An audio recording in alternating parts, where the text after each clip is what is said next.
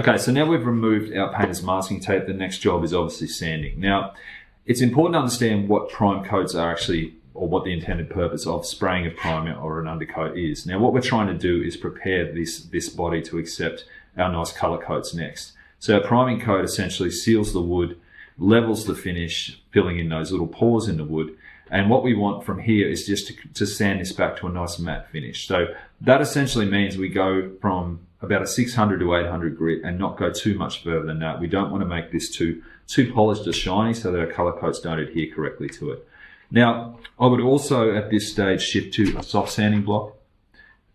Previously we were sanding bare wood, we were leveling everything, and what we're trying to do with that is have a block that doesn't conform to any contours. From here though, I would suggest using a soft block. It's a little less aggressive, and just putting the guitar down and just sanding as per normal. But again, be very careful to avoid edges.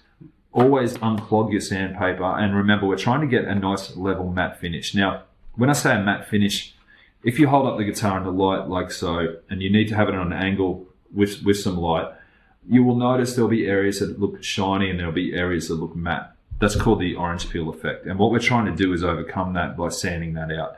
Now, when we start sanding, you'll notice that orange peel effect will be in place. And you will start changing that surface, but when you start looking here like so, after I've just done a little bit of sanding, I still see shiny areas and matte areas. The shiny areas essentially mean that the sandpaper hasn't affected that part yet. So what we're trying to do is get everything to a nice matte finish. That means everything's level.